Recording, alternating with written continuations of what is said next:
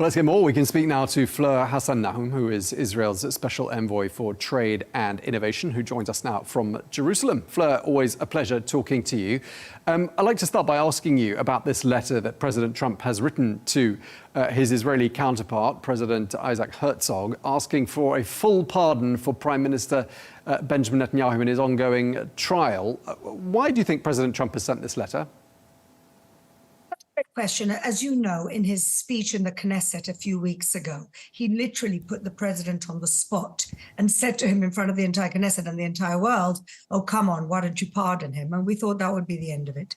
But he wrote a proper letter. And I think the main motivation is that Trump can't understand how a wartime prime minister is having to go to court 3 times a week in the middle of a really very difficult few years in the state of Israel, as you well know, in order to face charges which started off being bribery, fraud, and breach of trust. And now, basically, the judges have indicated that the bribery charge has absolutely no legs. And then the fraud and breach of trust is also being proven very difficult in court. Some of the witnesses for the prosecution didn't turn out to be as convincing as anybody thought.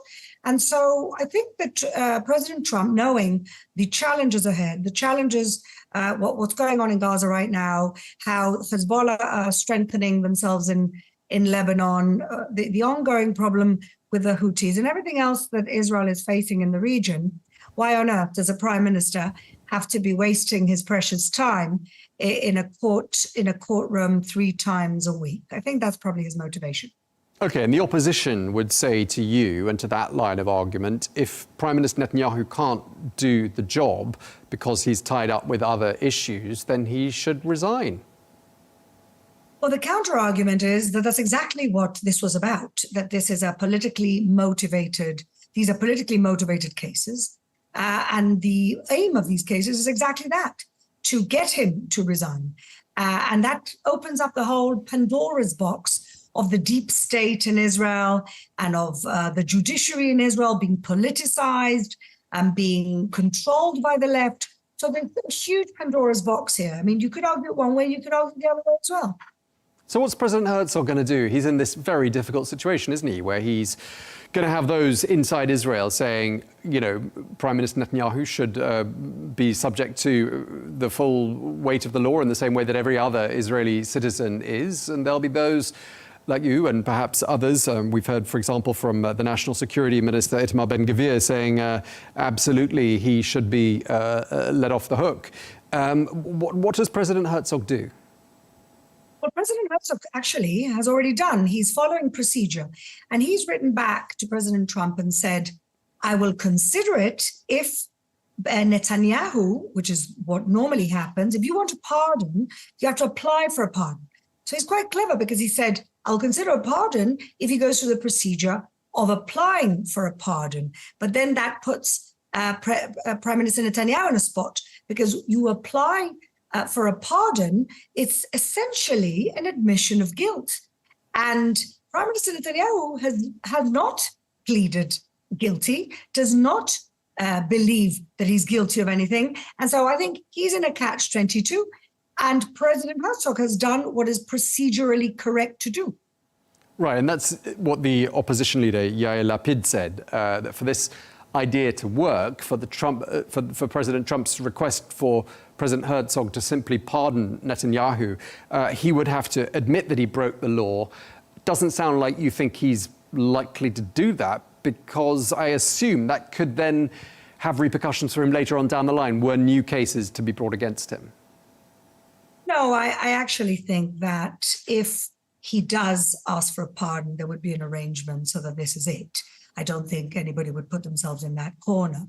But I think that for Prime Minister Netanyahu, who still claims that all of these are trumped-up charges, that all of these are politicized, that this is what happens with the public prosecution in Israel, that there are examples in the past of this happening before, and that I think it would be a very difficult thing for him to do, because that would indeed be an admission of guilt and asking to be pardoned for that guilt. And I'm not sure that that's something that Prime Minister Netanyahu is ready to do. And I'm not sure he's wrong. There are, I mean, obviously lots of theories doing the rounds as to why President Trump wrote this letter. I know they're only theories, and all we can do is speculate at this stage. But there are those who think that if Prime Minister Netanyahu is pardoned, he'll somehow be more amenable to Washington. What do you make of that argument? I don't think that's a strong argument because Prime Minister Netanyahu already is amenable to Washington. I mean, you've seen the last few weeks. You've seen how President Trump essentially forced this ceasefire on all parties. There's enormous pressure right now on Israel to release those murderous terrorists stuck in that tunnel, something that Israel has not wanted to do. Israel says you give in, you give up, you give yourselves up, or you die in those tunnels. And there's a big push from Washington to create some type of a model or a pilot for disarmament and letting these terrorists go, which is something very difficult for Israel. So I don't think it's this letter that'll somehow convince Prime Minister Netanyahu to do something that Washington wants him to do that he's not already convinced. Israel and the United States are strong allies. We know that the United States has our back, and that is extremely important to us, especially with what's going on in the region right now. I mean, obviously, Prime Minister Netanyahu's opponents are opposed to the idea of Netanyahu being simply given a pardon. I'm just wondering more broadly amongst the Israeli population, how has it gone down that the president of another country has written to the president of that country, essentially asking for the legal system to make some dispensation for one of the people in that country? I mean, are there people there saying this is interference in our legal affairs? Well, the thing is that Israel, as you know, is very divided, a little bit like the United States with the people who love Trump and the people who hate Trump. So in Israel, we have a similar situation. There are people who love Netanyahu, will walk through fire for him. And there are people who absolutely hate him and think that he's what's wrong with everything in Israel. And so that's the division. And I would guess, I would make an intelligent guess that the people who love Netanyahu are very pleased with this letter and are saying, well done. And the people who hate him are saying this is interference. Okay, and do you think there is a chance that somehow Prime Minister Netanyahu asked President Trump to do this and send this letter? You know, you never know.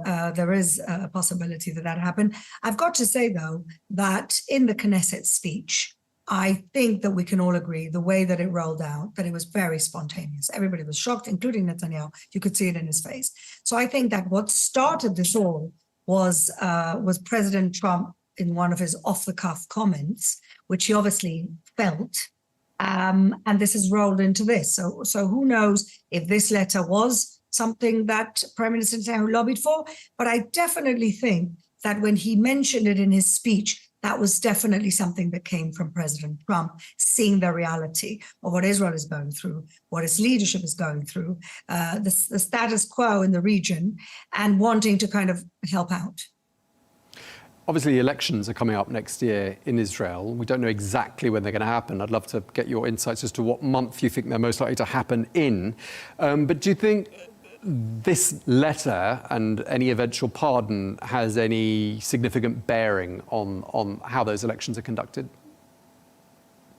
Well, it's very interesting because Prime Minister Netanyahu, under the cloud of this indictment, has run a number of elections that he's won. I mean, except for one, he's won all of them. So it seems to me that the elections have absolutely no bearing in the fact that Netanyahu was indicted and he's going to court a few times a week and these cases are ongoing.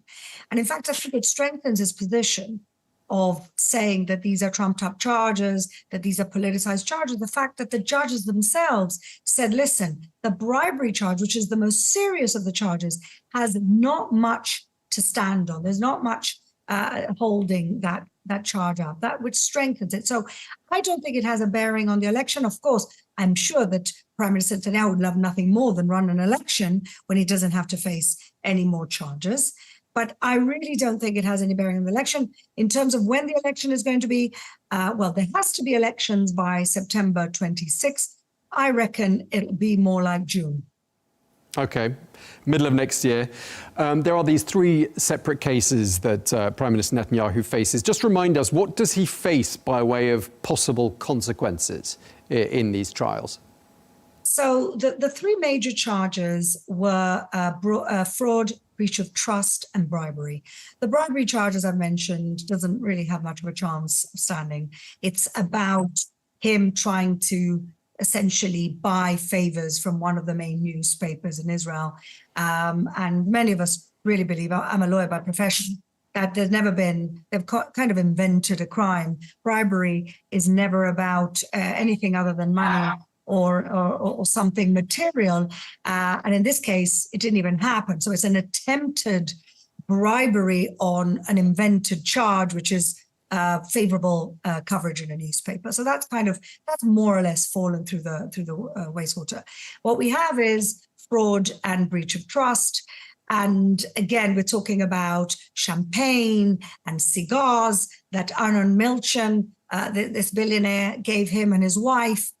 Again, people are not taking this particularly seriously. We're not talking about private jets or houses. We're talking about champagne and cigars. So I think, again, even if this is proven to be true, how serious can it be that a prime minister receives a gift of cigars from a friend? And so these are the charges. And even if he faces, in the end, breach of trust and fraud, we're looking at any sentence anywhere from a suspended sentence to 6 to 12 months. I don't see Prime Minister Netanyahu doing any jail time for any of this if it is proven to be something that the judges think he did. Okay, so you're basically saying that the worst outcome that Prime Minister Netanyahu faces is simply wastage of time and distraction from his day-to-day work, and not the likelihood of him facing time behind bars? I don't think so. I think it would be very unlikely that for these charges, who he is and the circumstances, he'd end up in jail. I mean, look, we've had Holmert, Prime Minister Holmert, in jail, but he was proven to have taken bribes, and so this has nothing to do with that. And like I said, the bribery charges have the judges have basically said that they really don't hold any water.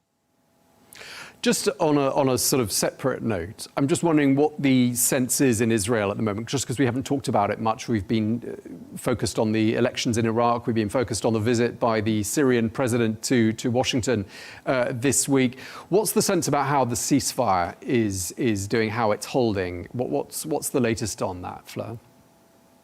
Well, look, it's holding by a string. We've got, unfortunately, 4 dead hostages that still haven't returned. I want to remind everyone that the original agreement, all the hostages, dead and alive, were supposed to be returned within 72 hours. We're weeks now after that, and still 4 hostages' bodies in Gaza. And I don't believe for a second they don't know where they are. And the reason why they're kind of buying for time is that if the first phase of the ceasefire is completed, which is basically the return of all the hostages, they have to go into the second stage. And the second stage is disarmament. Now, a terrorist, genocidal, Muslim Brotherhood group like Hamas, disarmament is basically the end of who they are. They are terrorists. This is their raison d'etre. And I think that the reason why they're drip-drabbing this is because they don't want to get to the second phase of having to disarm. At the same time, I don't see any authority making them disarm. And so I really don't know what's going to happen to the second phase of this ceasefire. Listen, we all pray for the ceasefire to stick. But unfortunately, we see that Hamas is regaining its power and rearming itself. Only 2 days ago, we had a report of a drone bringing in arms all the way from Egypt. So I don't hold much hope that this is the solution, unless there's a way of making sure that Hamas does not govern Gaza. This is only a temporary ceasefire. Okay, well, we appreciate you taking the time to speak to us. Thank you very much indeed. Fleur Hassan-Nahoum, Israel's Special Envoy for Trade and Innovation. Thanks for your time.